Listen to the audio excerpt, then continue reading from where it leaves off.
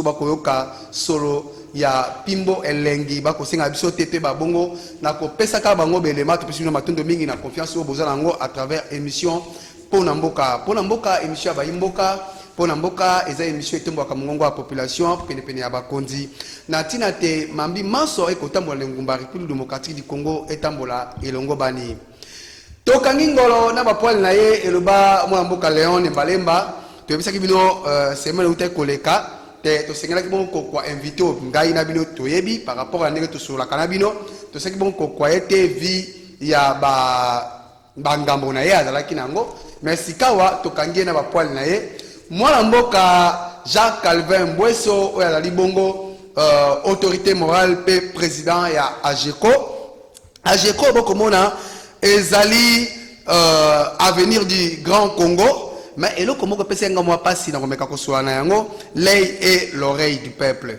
pour te boite bato mingi ba komi ba lobi pe ba manuel na lolenge na bango mais o ezali émission pour la mboka ya bayimboka to kolanda ngo la boke binyoso matondo mingi na yo mo la mboka Jacques Calvin matondo mingi ndeko nanga madilo esengo mingi pena ndengo répondre na émission ya bayimboka merci mingi eza musana na biso tondima ko bundela peuple ko bundela mboka donc la invitation pour ezali passi pour moto azanga et surtout ebike émission na yo ndengo sa ela kayango acteur politique nyonso oyo ko benga na émission azaka na esengo pour ebike oyaka ko ningisa biso michopo akati to bimisa nyonso bo makina motema pour peuple à comprendre mboke uti wapi to komi wapi pe to sakokende wapi na seki mingi yo mbebu na ngaso boko mona pe na kamwe koleka te 6 baluka 9 AGECO pe lelo ekomba bakomba opposant mais tengana bino to comité na ba question na ngongaye est-ce que solomo la mboka Jacques Calvin Mbweso alandi engulpa baninga to azali kaka elongo na bali ya FCC to zongi sikao pona kenda no molaite pour la lingi biso na bino to kende vraiment na boke binyo to comprendre mambi master aussi akomaniola na tina ya émission oyo na zongi mona mboka okoyisa biso AGECO, tout le monde a déjà définition dans le Congo, avenir du Grand Congo, l'œil et l'oreille du peuple. Mais quand on a dit que tu as le lingue, AGECO, ils allaient partir au Yo. Et Kelami, après avoir comment on a dit que ils ont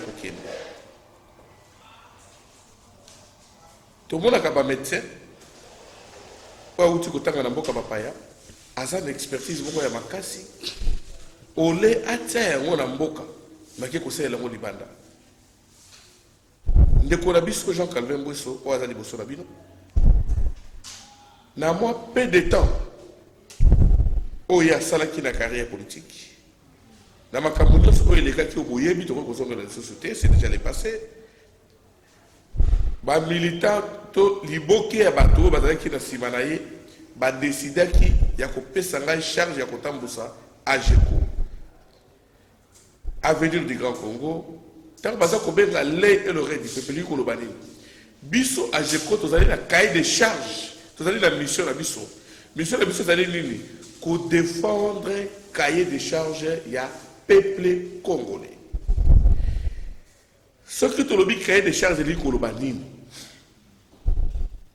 ko landela pour ça, le peuple a défendre Yango. Ce côté le long de Kolanga m'a dit. Ok, par exemple, le long là, Kakara qui ça, c'est un exemple. Au long de 1000 francs. Au Tiniba Somba, Nguba, oui. Baké ko somba Nguba, moto a sombi Nguba na Lemba. Na moto a sombi Nguba ya 1000 francs na Gombe. Na moto asombi nguba 1000 francs na Kisenso na o asombi na Kingasa na Suka na o asombi na Limete ce ko tali ba nguba yango okoya ko se rendre compte que ezali quantité mon côté mais tozaka kana kate Kisasa nyoso wana ezali ko interpeller biso. Mais comment se fait-il na mboka moko, na province moko, ville à Kinshasa, tout le monde a différence voilà. C'est ce qui prouve que il y a l'absence, il y a l'État. Na makambo ebeli na kati économique. Donc il y a un malembe. Pour le déjà mis na peut-être ceux qui va simbi. Outi na anadek. Anadek est panzani. Oye ko sala ajiko. Oye ko expliquer bisonan. Pour au monde le temps lobi l'œil et l'oreille du peuple. Na mekisiko ko kwali kanisi. Na tali sikoyo anadek pe zaki na mo ba biloko moko boy ba pilipi na mungwa bozaki ko boaka. Mais le lo est comme ajeko.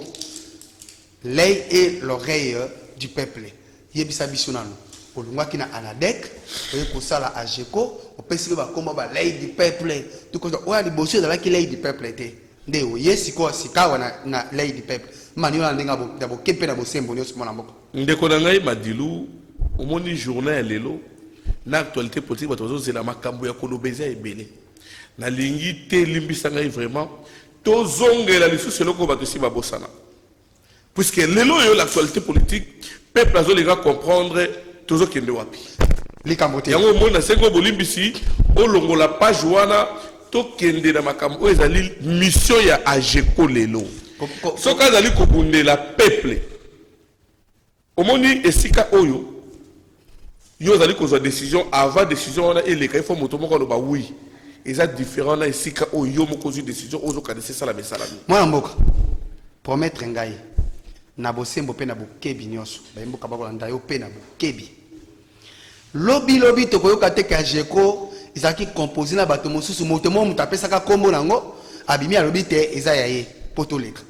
En tout cas bomba ba image oyo compter sur moi na mboka na ezali oyo liboso na yo Jean Calvin Mbweso ajeko ezali bio eza produit moko bio spécialement pour défendre les peuples congolais. Yango moni to boyaki kozwa elikuta ya moto songolo.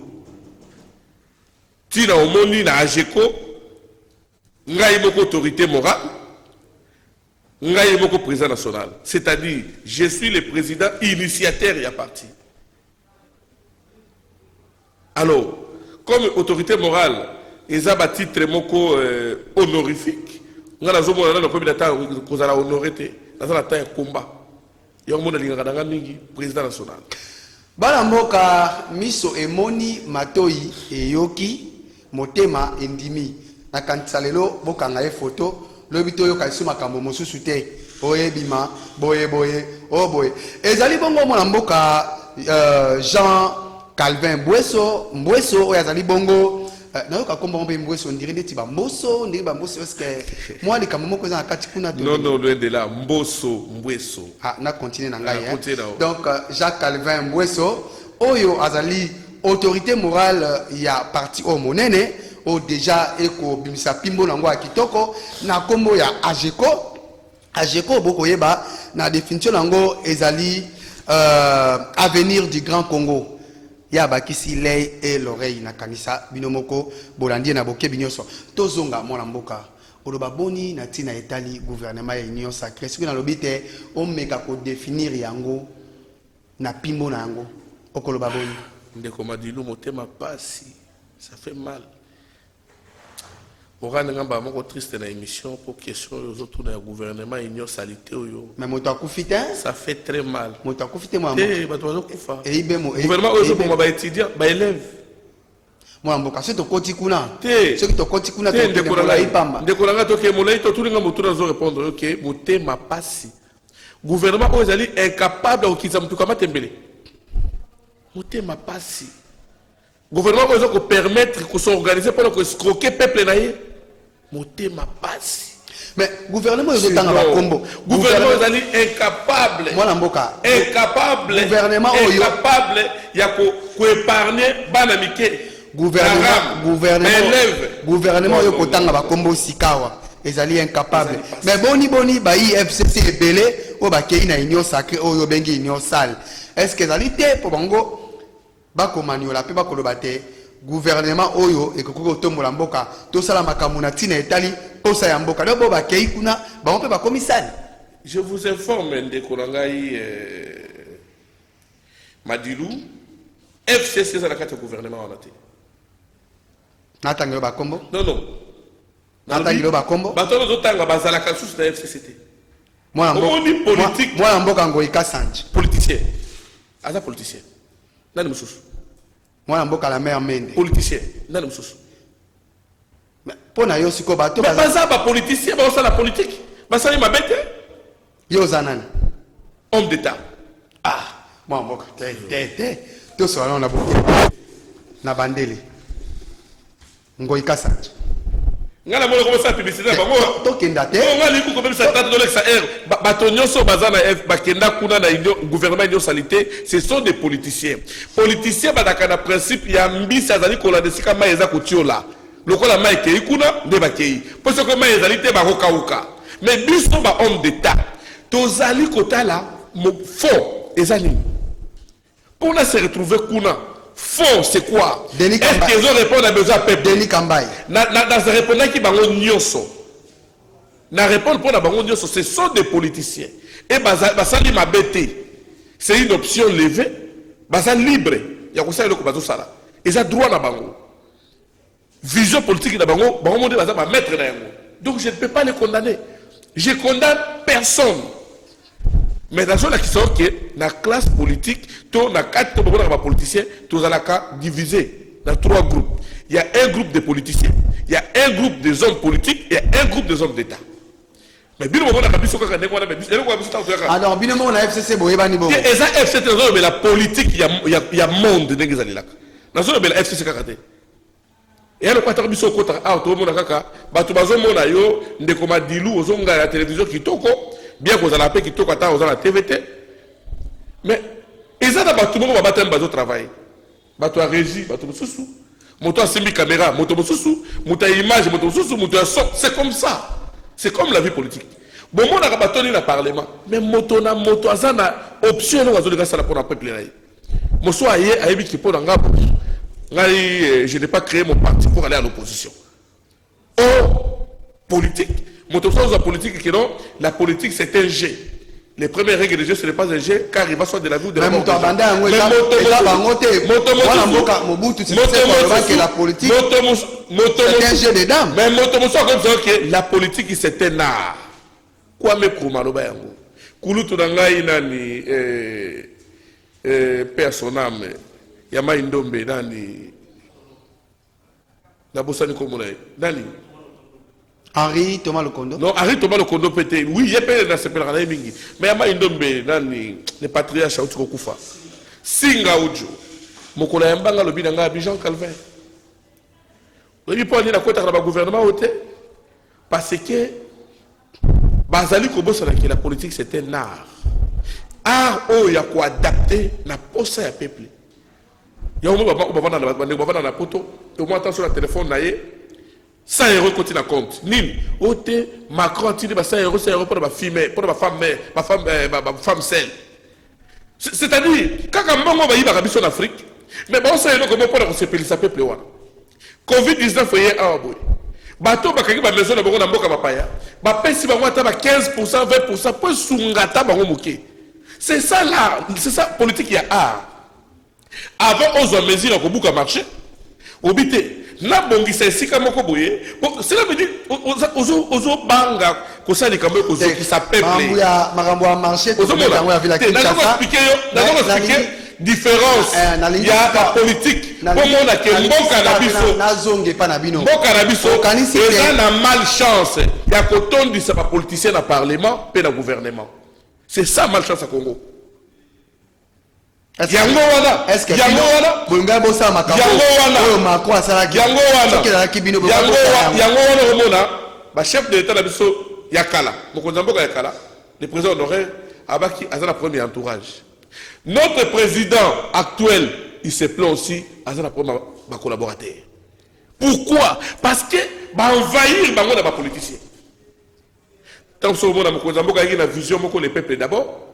Bah désorienté vision comme ici union salité bah bon sani que union salité na mboka o etika mauvais souvenir la histoire politique ya Congo pour la conférence nationale c'était quoi au kulutu na ngai personnel doyen na ngai Mosengo a diriger mais en éclairé besoin que c'est le ko o maki mboka na moto mokonzi mboka esi kalobi le peuple d'abord.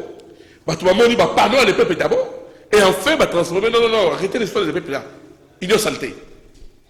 C'est un groupe de politiciens qui sont organisés pour nuire le pays. Et c'est qu'ils toujours vivre les lots. Bah pessi le pouvoir. Le chef de l'État a pessi a nommé Bilo. Botamboli pendant 2 ans, une année après bon le bio non. Tu comptes conseil des ministres pour quitter Biloko. Biloko a quitté les réseaux sociaux. N'a pas d'avoir quitté. Les alibino FCC beaucoup bloqué. Non. Ce que j'ai le combat oui, pourquoi FCC est bloqué? Dans ont révélé au Lélo. Ce qui va dire que FCC est bloqué parce que FCC a boyé à Ram. C'est pour cela qu'ils sont organisés les lots pour escroquer peuple. Vous comprenez? Le peuple a sa victime, il y a l'escroquerie. Toujours la question, on dit question de la gouvernement. C'est-à-dire qu'on décortique un gouvernement de Kolanga. Gouvernement est escroqué, peuple n'a pas beaucoup. C'est pas possible. Baimbo kaza pe question monene o binonyo sobo komitumisa bisika bozali likambo ya ram elobami te ezali bango te mbabandaki yango ezali bino bato bobandaki masolo ya ram donc ezali bango te bino soki bolingaki mboka boka ko bimisa déjà idée ya makambo ya ram te mwana mboka bango tango bakui yango ba mettre yango en exécution mais sika faute na bango eza wapi ndeko na ngai gratuité au bango babadi yango te. Quand on parle de la continuité de l'État veut dire quoi? Mboka ezalaka te qu'il fallait Kabila ça non. Kabila fait l'essentiel, le président Félix aussi fera l'essentiel. À cause de la nation malamu nyoso kokate. Donc, oya koki à cause de la nango. Ce qui monte soyez à continuer malamu, tout en conservant oya malamu muninga salaki à continuer nango. Mais biso dans mboka oyo oye couture muninga salaki obuki obandela zéro. C'est pour ça que nous souffrons aujourd'hui. Ce qui est monté, c'est que Ram, oyebi lelo oyo. Bateau besoin de la politique à se plaindre, ce sont des incompétents. Tant que monté bi ko ko et le côté on se plaindre. Ce qui FCC soit disant monté qui na Ram. Mais est-ce que le FCC a le pouvoir? Mais ba katango. Na gouvernement il y a 2 ans au salama qui a FCC cash. Ram ezalaki? Non. Ram est juste après avoir divorcé à FCC cash les Ram bibi. Pour maintenant c'est pas poche d'abord le baby que va côté bangote, va ko ne deal pas, va ça deuxième mandat alors va payer peuple. C'est ça. Yebisanga la boke binyoso ajeko tozonga pour c'est plutôt les kalikambo. Les camarades yo pose victime hein. Les camote. Na bala na biso ya ba mineur. Yo so mona mboka dit bona mokelo futa taxe. Ce qui mona wana bibi na balabala bo betie ba sa kufi. Non. Lelo yo mona mboka ajeko malgré nyoso za makambo il faut si là ndeko na ngai madilu faut si là on n'a pas vendu le Congo malgré maso dali komaniolao yebisa biso na bokebi libanga nini boko bwaka na tine tali union sacrée pomboke etonga pour na ngai biso ajeko pomboke tombwama mboka o po tombwama il faut qu'on écrase l'union sanitaire ou la nyonso. Ils ne sont pas sérieux. Mon toisa a un souci, atali karese mon cœur comme sambo kazate. Parce que le chef de l'État qu'on connaît kata mon a mis contre le ministère là-bas, on pas travailler non. Tout ça le premier ministre est incapable de quitter lipa. Bah bien raison mata partout. Sardine moi qu'on a commis 3 personnes bah sont sardine. Et ça, la parole de l'histoire qu'on a vu son nini. Car le peuple a voté qui bango. Parce que mon contrat a payé par confiance. Même à leur niveau, ils sont incapables de gérer ma ministère de madame. Ces peuples continuent à souffrir. C'est ça notre péché. Mon continent en 2023. Non, mais c'est leur droit. Yakoloba. Na uti ko lebelo ko mota so zongo d'aventure. Na lobi ke to teki Congo te. Ndenge ba yaki, ndenge ba kokende, ndenge ba misusu ba koya. C'est ça la vie politique. Et le oyo, peuple congolais na histoire ya Congo. Gouvernement oyo eza mutema mabe koleka ba gouvernement sur l'histoire ya Congo eza kaka oyo uti ko salama o. Ya ba union salité o. Okoloba boni mwa mboka. Pe e ko salaka bango soni. Tant que vous avez pouvoir pour escroquer votre propre population. Oh, nos pauvres population, dans le monde, vous considérer, les Congolais vont souffrir, peuple pauvre, le gouvernement n'a pas. Ils sont incapables incapables, ils s'organisent pour escroquer les mêmes peuples. Zana kimia. Lelo yo tomoni na mambi etali état de siège mokonzambo ka prometa kibisho alobaki akozwa kimia kaka peut-être makambo kolobawa ekozala yango président na zino kimia te po alobaki na kozwa kimia kaka soki ki este ekomi kimia ndengai na kozwa kimia tomoni ba gouverneur ba longoli ba gouverneur ba ti ba tomosusu o ba sengeli bongo hein ba ti ba généraux o ba sengeli kokwabisika o ba civil ba kokokate mais évolution na yango ekokende malamu bato ba kobeta liboko mais pour na yo kozongisa boni ce qu'on vit vraiment évolution na yango ke malamu na kokamwa na ebité ce qu'on a na Congo to za na Congo te ndeko na madilo na ebité vraiment tala au moni biso to diriger ba parti politique toza na ba cadre ba militant bazakuna na uti ko kufela ça fait 3 jours 2 jours awa na uti ko kufela membre moko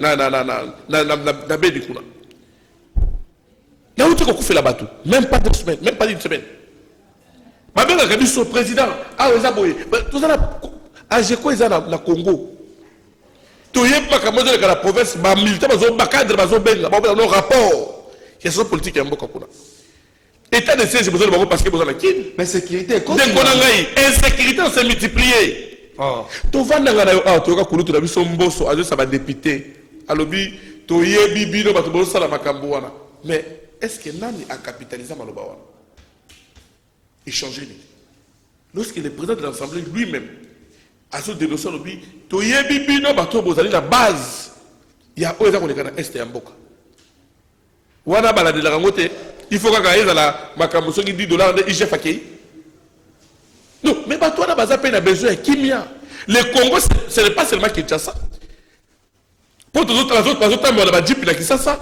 bazo ki ils ne sont pas des ministres c'est pas Kinshasa non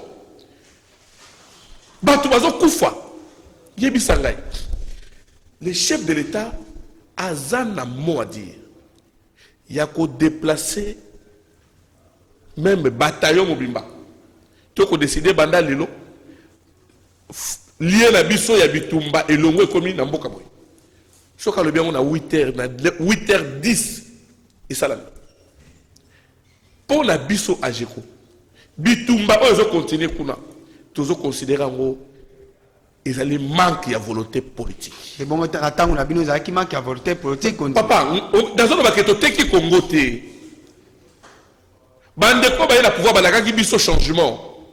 Cela veut dire oh Kabila sala ki malamu te ba sala mieux. Après président Félix Moto Akoya a sala peine mieux c'est ça. Alors on ne peut pas hériter on ne va que non le ko ya sala ki mabe na pela sala mabe mais tika ba luka moto azali compétent a sala malamu ko leka yo. Moi mboka. Le Congo a besoin de moto oyo akoya ko sala ko leka oh Kabila sala. OK. Toke de malé. Dans la poste ya moto ko rappela Kabiso le passé à Kabila non. Kabila fait sa part. Et le Kabila sali na Congo, dans l'histoire ya Congo, président moko ta ko sala. Kabila kutimba ko divisé na 4 armées. Anima gouvernement 1+4. Pour le président Félix Abana pouvoir, gouvernement moko de PC le sako. Ce n'était pas le cas avec Kabila. Toke ne malembe mo mboka yo lobby, Olympiawa, ba imboka ba Olanda yo lobby Félix Tshisekedi en disant tout le gouvernement ils allaient incapable ils avaient un manque de volonté il y a pour ça la manque de volonté politique il y a kobongisa il y a kotia kimia pour ba yebi que peuple a voté na ba voter la tikelangai non bakisa makambo na lobi tikelangai gouvernement ça la makambo na ko ils ont dit pour le peuple ils allaient escroquer peuple pour dire que en 2023 muta ko voter ba ngwazalité alors bazo ko faire ba ici ça va biso avant les camboté OK gouvernement a la volonté te obengi yango volonté politique ya ko tia kimia na est tandis que binope mboka za kaka na même problème Félix Tshisekedi a malgré ba effort ko sala olobi te ezali manque de volonté politique sikawa olobi ba koleka bato mususu ba koya est-ce que ozo kondimisa mate Félix Tshisekedi akofini na kotia mboko kimia koleka o Kabila salaki.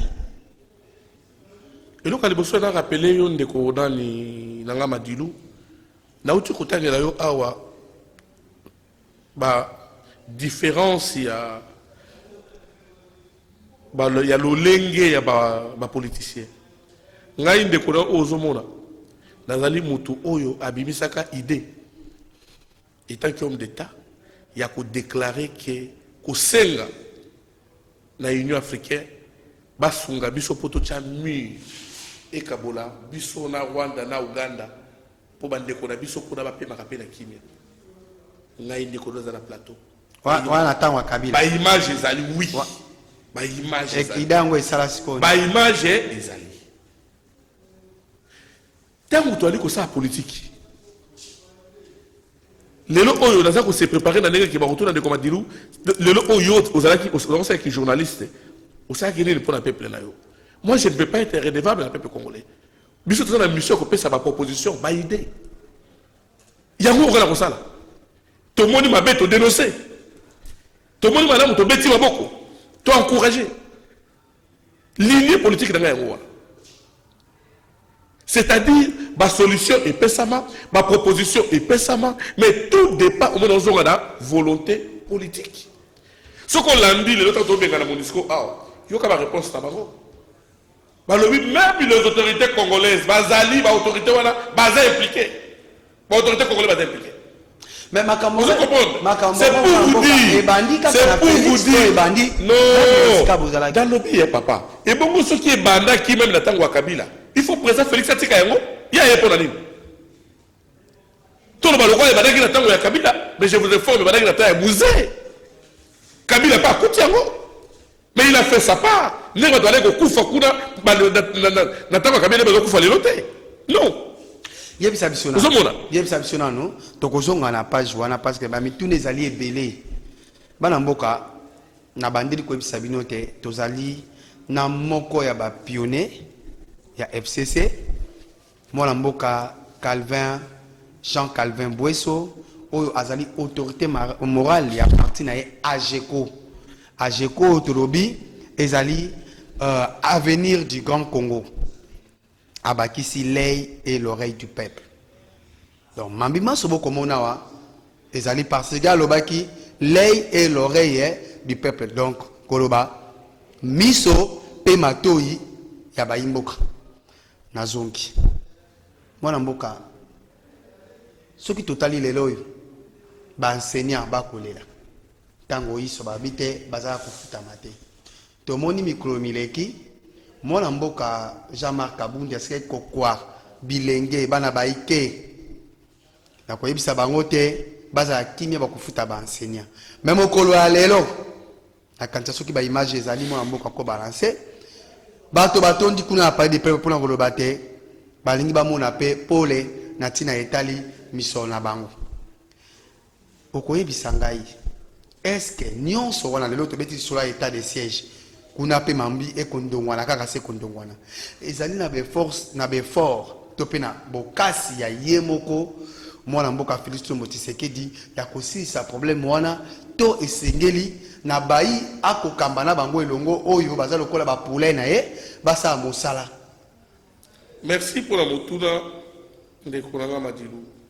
Omoni nyonso tozomona ndeko nanga o tozomona leo na gouvernement oyo na mandat oyo ya ke théâtre politique. Toujours mon du théâtre politique. Du théâtre politique. Donc, dans un coup, tout, n'a pas coopéré de prendre un commentaire dans le théâtre politique de mon athée. Puisque les chefs de l'État ont été garants, il y avait une institution à Moka, ont été garants de la paix. Et si quand on y a ce monde, nous avons décidé l'élo. Même ministre les mêmes jours, Makambo changé c'est lui. Ils ont prouvé ils ont prouvé en suffisance que Bazana pour ça les en 2023 pour ils ont ça la passe. Oui, ravir l'argent méchamment. Ozomona. Non, non, dans une explication. Non, dans la collection que on a n'engue peuple de souffrir. Moi la mboka. OK, na bato oyo va vendre makambo la so habité. Ezali ration alimentaire des ministres. Ram. Donc tu comprends dans la définition na. Non non, ezali bato basala ki ram. Tant pour vendre ici ba so habité. Ezali politique à ravir l'argent méchamment na peuple congolais. So habité d'abord pour les secteurs ravir, ezali pour la ration alimentaire ba ministre. Yango moni ezo pesa ba député à mayele mabe na ba poche na bango ba député banane mais papa ministre alekaki na télévision yo nanga tiokaki invité yo tout na motu na wana mais ozali membre d'état nazali les et l'oreille du peuple nazo be kaka awa peuple bana na vandi awa na kubisi tata na ngaite mama na ngaite kaka peuple misolo wana ekendaka na ba poche bango ba yeba compte ba fongola oyo permettre ngo bazo mbongo basomba ba corbillard ba pesa ki na l'Assemblée nationale ba corbillard mais na moni aux informés yo habité que ba pesa ki ba corbillard na pona ndenge ba bomaki ba institution mboka eza so ba JPT eza ba corbillard en tout cas il faut que l'émission mususu sur la makambo calme ezali ba corbillard après avoir violé constitution méchamment na ndenge oyo question ezalaki nzoto ya moto ata docteur Muyembe akosimba ngote pour kaka bavandisa ba institution oyo batieli biso oyo ezanga okomanyula eza pinza na tina olobi mona mboka gouvernement kwa mona mboka yemo ko Félix Tshisekedi ba ko violer ba loi est-ce que na kati ya mboka ezaki na ba loi to pe koloba mibeko o ezaki ko bongisa te soki likambo moto a violé loi ba me na procédure boye na mboka biso la kate. Je viens de parler ici dans votre koloba likambo ya volonté politique tango Kabila kutaki mboka oyo po andima ke bakoma 4 présidents 4 vice-présidents na président moko c'était dit na volonté politique na espoir ya ko restaurer paix na mboka puisque la constitution mboka na biso batika ko lobela 4 vice-présidents nationalité non tout dépend de la volonté politique mais bien violer non linga o comprendre non to violer le côté motazongi si mobeko likondi na mboka valeur azongi si yango na valeur c'est Joseph Kabila Kabange pas prévu mon victime nango tant a eu pouvoir à le peuple et le même peuple a eu pouvoir à imposer tu dois alterner peuple a initié pour alterner ce qui a solo pouvoir donc c'est la solo alternance à s'incliner pardon là c'est ça à s'incliner à ça l'alternance tino moni Kabila batolelo bazo comprendre que Kazaka o balak ça qui a été Kabila, c'est un don de Dieu. C'est un don pour l'Afrique. C'est un monument pour la histoire politique pour la Abundi, pour la sa crédibilité, pour Libanda, pour Congo, et la Mboko et la respect de l'institution. Mais autre monde à Awa, Yomoni Motakei, l'homme va déclarer Motoana à incompétent. Balongoli, à Kozonga la Makasi, à Bouki l'Assemblée nationale, à Bouki Babiloko, après Bozongi théâtre tozomona na mboka oyo ndeko na ngai toteki Congo te tovotaki peuple azwaki décision même peuple wana lelo oyo azali victime ya escroquerie oyo na namona te depuis le Congo existe depuis Tobotama depuis Lumumba depuis Kasavubu ti lelo oyo gouvernement ezali kosorganize ko escroquer peuple mpe baza à l'aise. Merci mon mboka makambo kitoko ndi bala bakemumela kate bako lakisa biso kuna dela masini to tikeni na ngonga mokie or que makambo senga to manula awa eleke belé bo comprendre mo mboka Jacques Calvin Bosso selon ye donc makambo eleke belé na motema ifo abimisa et silité atape mokolo e kolanda ya mercredi to kozonga na mo mboka Jacques Calvin Bosso awa mais osunga biso na mituna o to kotuno to senga to développer na ngonga penze pesa biso te mais au pesa biso biyano mike po baimbo kabasi abon ko penza lumière na makambo yo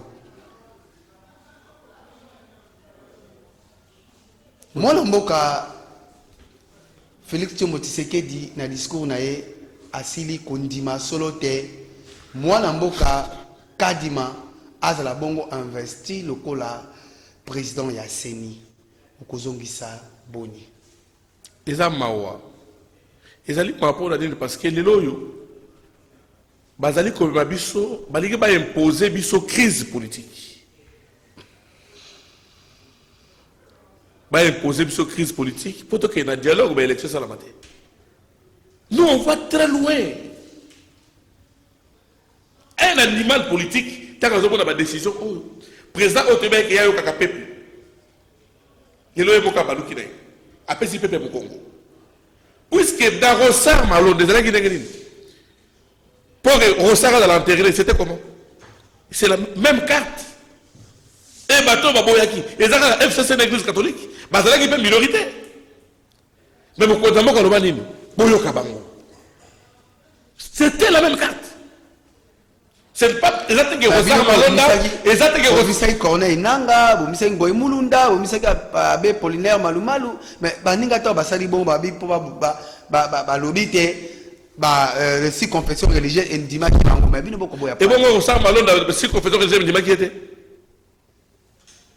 ndeko nanga kange loko nazo bano le loko bosa nango te soki omoni mboka na biso ezali ko avancer te parce que impérialiste ba yebi faiblesse na biso politique mboka na biso ba bosa na makambo le kaki lendi ba makambo na politique au quotidien o le kilo bien le etali bango te soko batala ka makambo a lobby comme rétroviseur politique mais makambo be na mboka zo sala mate les kambote to les ka to kozongela yango ezali mawana pasi to kozongela mais peu importe ba scénario baza ko sala le peuple reste souverain peuple a perdakate to kozongela yango likambo ebomi elingi eboma coalition ya union sacrée kotala mona mboka Moïse Katumbi Chapwe oya ndimaki moko soutenir bokonzi ya Félix Tshisekedi ya chaki kutu ba rouge koloba est-ce que lelo komona te muninga asolaki na muninga balobaki to sala likambo te likambo boye salami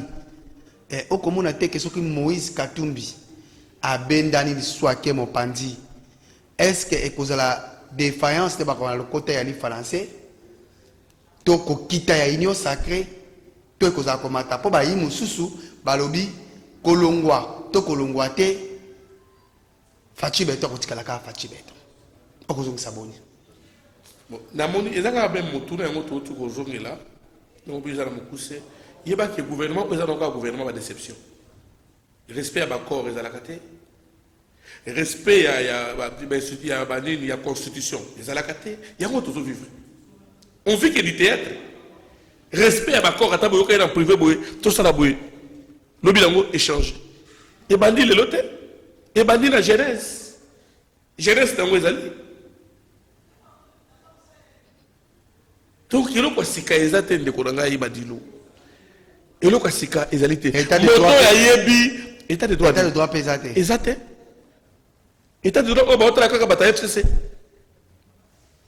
ministre santé azalaki azap état de droit azap ministre santé azap état de droit azaka apena okangisa bata FCC ce sont des règlements de compte merci merci to comprendre na suka na linika koloba liloba ya suka na o etali récit topé diplôme ya mwana mboka Joseph Kabila Kabange wazaki bongo président de biso batango wakala o lelo azali sénateur ya bomoi okoloba bona mokuse non peuple congolais bazala fier ya kozala na mokonzi ya mboka ya kala lokwa Joseph Kabila Kabange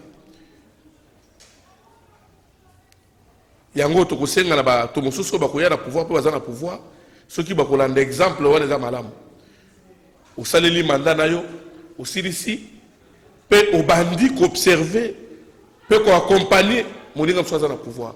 Tous les fiers de l'eau dans la Kabila comme le président honoraire, parce qu'ils ont continué qu'on peut s'habiller de Kumu, n'a pas si mbote dans la Nyoso, dans le cadre de la militant Nyoso, il y a avenue, il y a Grand Congo, Ajeko, là, il aurait dit peuple, pour tous déjà siège, na biso, na Willery, ce qu'on a quitté juste avant, na Willery, na Raiwana, na droite, au moment de l'immeuble de Willery, siège d'Abisso, bureau national les Awara, pour na bateau bazoluka, adhésion, bateau bazoluka, pour bon Abisso, tous allés wana na Willery, en diagonale na food market. Ah, na Willery, en diagonale na full market. Juste les bandits qui ont marché le Fongola.